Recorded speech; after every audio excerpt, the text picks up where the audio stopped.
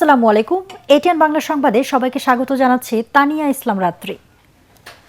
জুলাই গণ আন্দোলনে রাজধানীর চাংখারপুলে শিক্ষার্থী শাহরিয়ার খান আনাস, শেখ জুনায়েদ সহ ৬ জনকে হত্যা মামলায় সাবেক ডিএমপি কমিশনার হাবিবুর রহমান, যুগ্ম কমিশনার সুদীপ কুমার চক্রবর্তী ও উপকমিশনার শাহ আলম মোহাম্মদ আখতারুল ইসলামকে মৃত্যুদণ্ড দিয়েছে আন্তর্জাতিক অপরাধ ট্রাইব্যুনাল।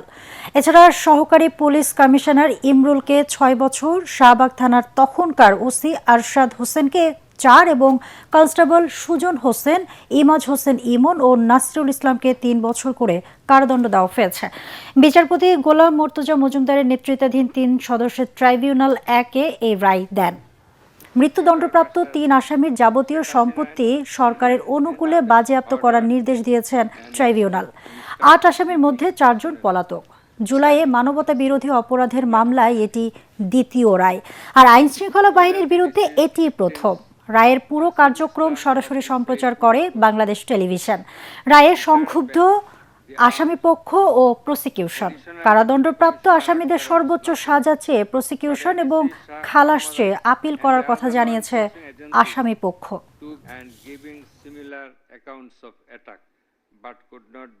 আদালতে যখন তাদের অফেন্স প্রমাণিত হয়েছে, ক্রাইমস এগেইনস্ট হিউম্যানিটি প্রমাণিত হয়েছে, ওয়াইড স্প্রেড এবং সিস্টেম্যাটিক অ্যাটাক প্রমাণিত হয়েছে এবং এই আসামিরা তারা প্রকাশ্যে গুলি করেছিল সেটা প্রমাণিত হয়েছে। এরপরে তাদেরকে যে সাজা দেওয়া হয়েছে আমরা মনে করি এটা ন্যায়সঙ্গত হয়নি। যদিও আদালতের আদেশ সকলের উপরে শিরোধার্য, আমাদেরকে মানতে হবে, যেহেতু একটা আপিলেট ফোরাম আছে সুপ্রিম কোর্টে, এটার বিরুদ্ধে, এই সাজার বিরুদ্ধে, কম সাজা যেটা দেওয়া হয়েছে সেই অংশটুকুর বিরুদ্ধে প্রসিকিউশনের পক্ষ থেকে আমরা আপিল করব। ৫ বিশ্ববিদ্যালয়ে ইনসাফের পক্ষে রায় দিয়েছে তরুণরা।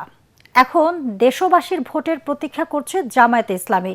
কুষ্টিয়ায় আবরার ফাহাদ স্টেডিয়ামে ১১ দলীয় জোটের নির্বাচনী জনসভায় তিনি এই সব কথা বলেন।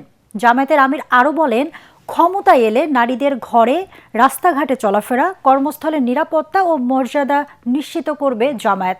সভায় ১১ দলীয় ঐক্যের নেতারা বলেন, দেশকে আর কখনোই নব্য জালেমের হাতে তুলে দেওয়া হবে না। পরে মেহেরপুর সরকারি উচ্চ বালক বিদ্যালয় মাঠে জনসভায় জামায়াতের আমির বলেন, ১১ দলীয় জোট ক্ষমতায় গেলে জনগণের সম্পদের উপরে হাত দেবে না, বরং তরুণ বেকারদের প্রশিক্ষণ দিয়ে কর্মসংস্থানের ব্যবস্থা করা হবে। এছাড়াও চুয়াডাঙ্গা ও ঝিনাইদহে নির্বাচনী জনসভায় যোগ দেওয়ার কথা রয়েছে জামায়াত ইসলামীর আমির সহ ১১ দলীয় জোটের শীর্ষ নেতাদের। সিন্ডিকেট ভেঙে একদম চুরমার করে। আর তৃতীয়টা হচ্ছে চাঁদাবাজিতে যারা লিপ্ত তাদেরকে আমাদের বুকে টেনে নিয়ে অন্য ভালো কাজে লাগিয়ে দেওয়া। এই ৩টা কাজ আমরা সফলভাবে যদি আল্লাহ তাআলার সাহায্যে করতে পারি, আমরা বিশ্বাস করি ১ বছরের ভিতরে বাংলাদেশের মানুষ লক্ষণীয় পরিবর্তন দেখবে ইনশাআল্লাহ। বিএনপি কখনোই জনগণের দেওয়া আমানতের অমর্যাদা করেনি বলে মন্তব্য করেছেন বিএনপি মহাসচিব মির্জা ফখরুল ইসলাম আলমগীর। দুপুরে নিজ নির্বাচনী এলাকার ঠাকুরগাঁও ১ আসনের বেগুনবাড়ি ইউনিয়নের পাইকপাড়ায় আয়োজিত জনসভায় তিনি এই মন্তব্য করেন। মির্জা ফখরুল বলেন, কিছু খারাপ লোক আছে যারা নিজেদের মধ্যে বিরোধ ও বিভেদ সৃষ্টি করাতে চায়। এই চক্রান্ত থেকে দলীয় নেতাকর্মীদের সজাগ থাকার আহ্বান জানান তিনি। হিন্দু সম্প্রদায়ের যে কোনো সমস্যায় পাশে থাকারও কথা জানান মির্জা ফখরুল। আমরা এখানে জোর দিয়ে বলতে পারি, আমরা আমানত খেয়ানত করি না। আমরা যে ভোট নেই আমরা কাজটা চেষ্টা করি। আমরা এই ভোট নিয়ে আমরা ভোট চাই না। আমরা স্কুলের মাস্টার, টিচার, দপ্তরের চাকরির জন্য আমরা ভোট নিব না, নিতে না, নিজেদের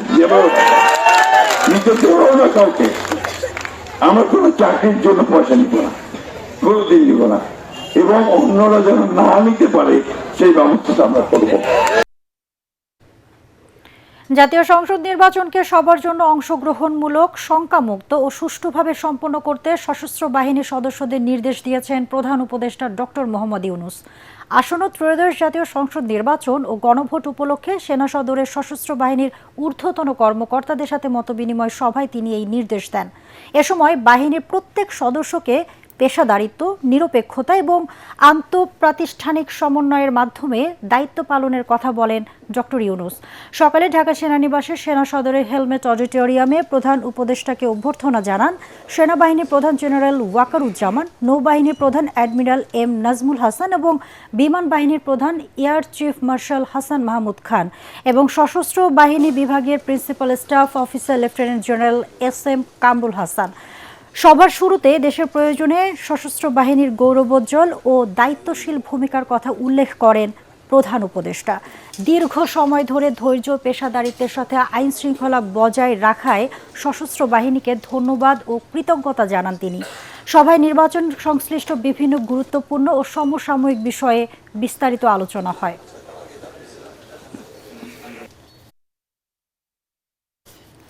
দর্শক, পরবর্তী সংবাদ দেখার আমন্ত্রণ জানিয়ে এখনকার মতো শেষ করছি। এটিএন বাংলা সংবাদ ইউটিউবে দেখতে ব্রাউজ করুন youtube/ATN বাংলা নিউজ। ধন্যবাদ সবাইকে।